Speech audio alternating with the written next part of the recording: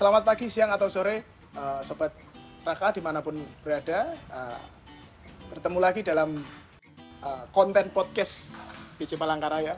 Kembali lagi bersama narasumber pilih tanding, Bu Murti. Bagaimana kabar, Bu? Alhamdulillah sehat.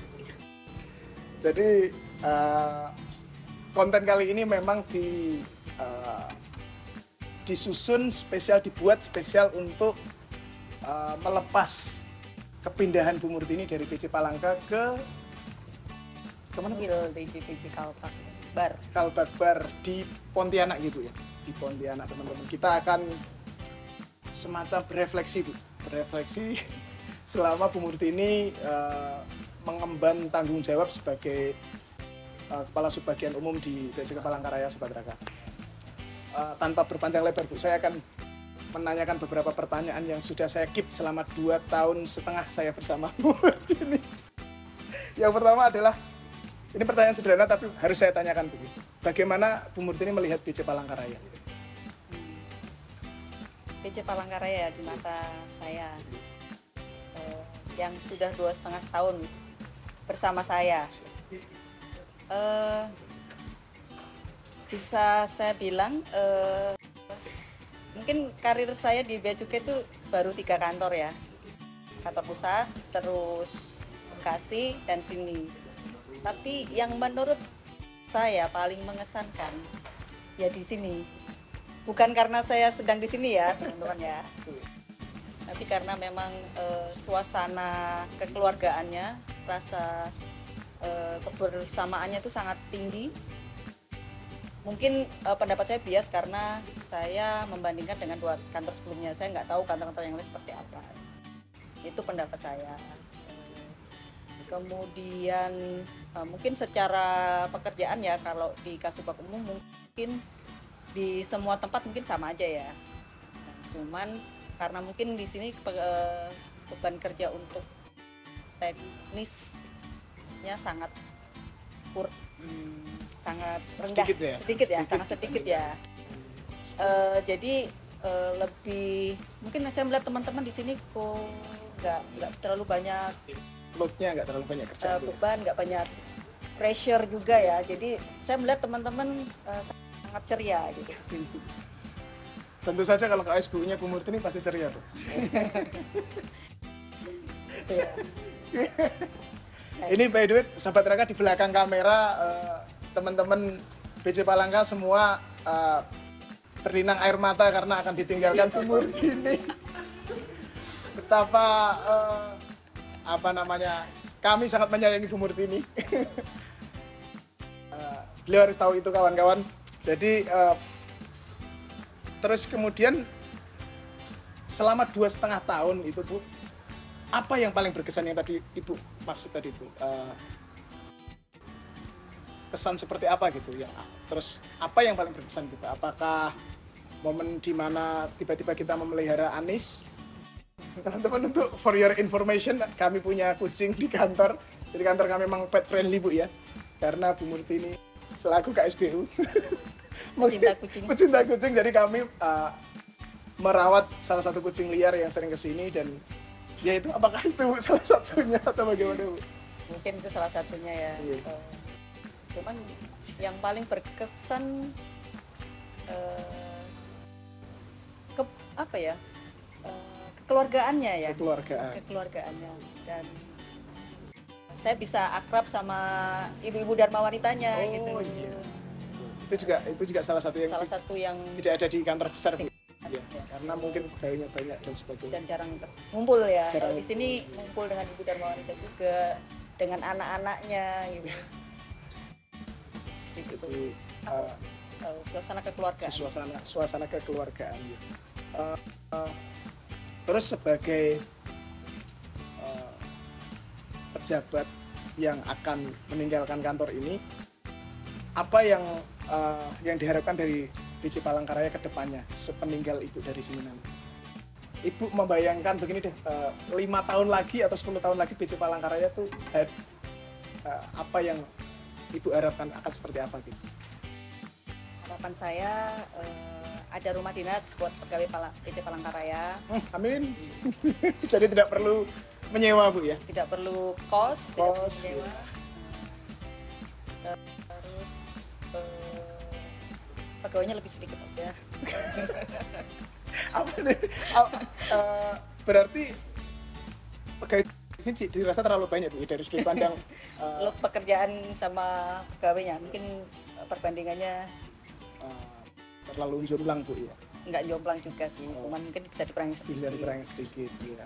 Mungkin siapa tahu nanti tiba-tiba orang kepegawaian pusat melihat nyasar ke video kita bahwa di PC Palangkaraya Bu Murtini ini setidaknya melihatnya seperti itu dulu. Iya, mungkin talenta-talenta berbakat seperti Awi, seperti Randy itu bisa lebih bermanfaat di kantor yang berpendidikan lebih tinggi gitu. Saya nggak di-mention.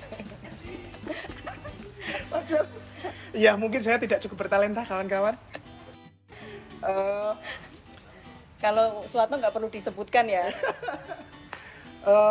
Selain rumah dinas, keberadaan rumah dinas, terus kemudian mungkin pemangkasan jumlah pegawai mungkin Bu ya. Ada lagi mungkin Bu yang diharapkan, mungkin kantornya di renov lagi, punya basement atau apa gitu, tidak terlalu ini. Kantor sudah cukup ini ya. Cukup nyaman ya. Nyaman. Oh ya, mungkin bisa ada gudang. Oh iya. Lebih proper lah Bu ya, layaknya kantor-kantor lain ya. Iya betul.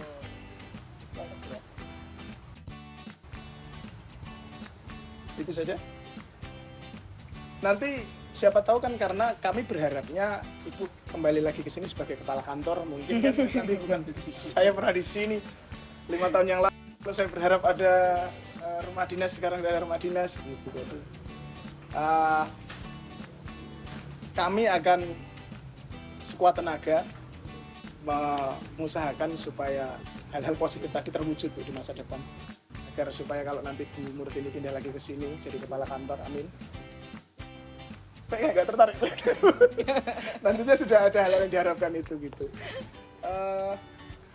Terus melihat Bu Murtini melihat BC Palangkaraya, apa potensi apa Bu yang sebenarnya sangat mungkin untuk dikembangkan di masa depan? Untuk kantornya ya. Untuk kantornya. Terus kemudian mungkin persen-persennya juga gitu. Tadi ya mungkin karena di sini wilayahnya sangat luas, wilayah pengawasan sangat luas. Terus sebenarnya kegiatan ekspor impornya kurang gitu ya. Mungkin apa ya? Mungkin bisa disatukan dengan BC di Kalteng gitu ya. Dekat. Yang lebih potensial mana Bu? Kita sampai gabung atau kita gabung ke Kanwil? Kita gabung Sampit ya kayaknya ya. Tapi kantornya sampai di sini. Atau itu nanti aja lah. Itu ya, yang penting potensinya itu, karena terlalu luas ya Bu ya untuk terlalu luas dan kegiatan ekspor impornya sangat sedikit. Iya, jadi potensi pegawai-pegawainya jadi kurang maksimal terberdayakan. Siap. Karena kebetulan ini adalah farewell podcast dengan Bu Murtini, karena itu akan mutasi ke Pontianak. Bu Murtini sendiri bagaimana melihat mutasi? Mutasi adalah sebuah keniscayaan. Sesuatu yang pasti akan terjadi. Sesuatu yang harus terjadi. Harus terjadi. Karena kalau aku sendiri orangnya bosenan ya. Oh iya.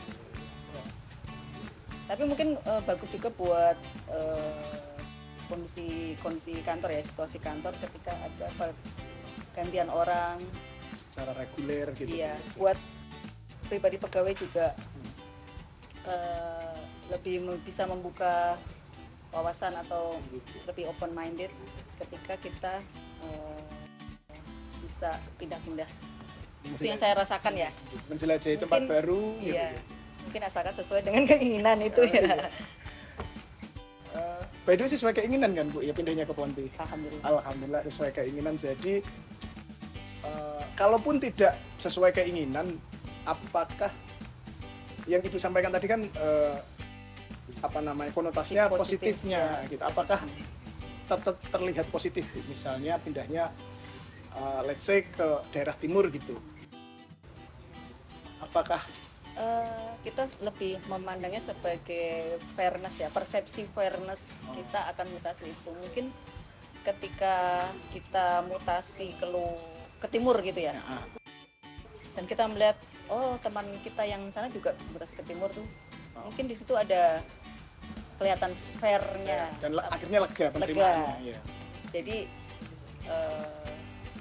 menurut saya tidak masalah sebenarnya kita mutasi di mana, kemana itu tidak masalah asalkan unsur fairness-nya diterapkan, terlihat gitu ya.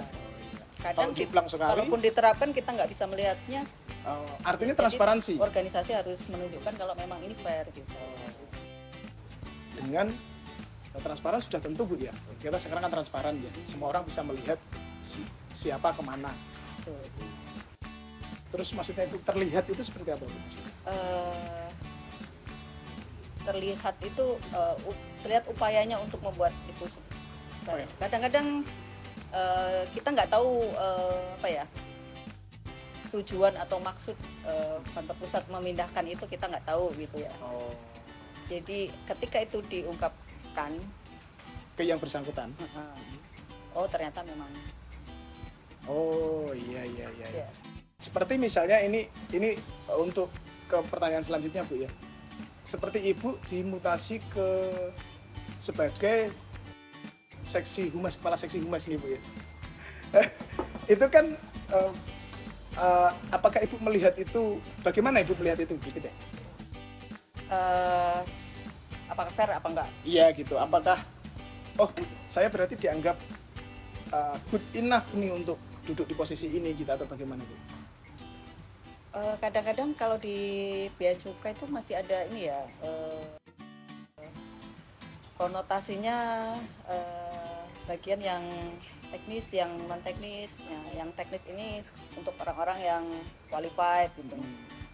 Saya malah melihatnya saya nggak qualified untuk yang gitu. Yang jadi core-nya gitu. Ini Bea Cukai banget nih yang teknis gitu. Yang ini enggak gitu. Justru Ibu malah. Tapi kalau semua orang berpikir seperti itu kan ya tidak akan ada yang mau di SBU atau di unit non teknis Bu ya. Jadi saya melihatnya fair aja sih, karena tidak terlalu ambisius untuk ini Bu ya, masuk ke teknis atau bagaimana, dimanapun ditempatkan akan senantiasa memberikan yang terbaik tentu saja. Dan mungkin juga ada konotasi juga ini untuk perempuan nggak cocok di sini, perempuan cocoknya di sini gitu.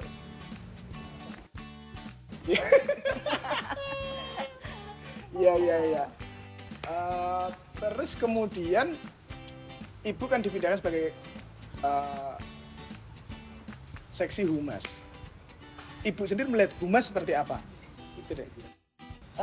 Humas penting ya buat organisasi ya. Kita menyampaikan capaian kita, rencana kita, ataupun menyampaikan visi misi kita lewat humas gitu ya. Wajah etalasenya mungkin. Iya, betul.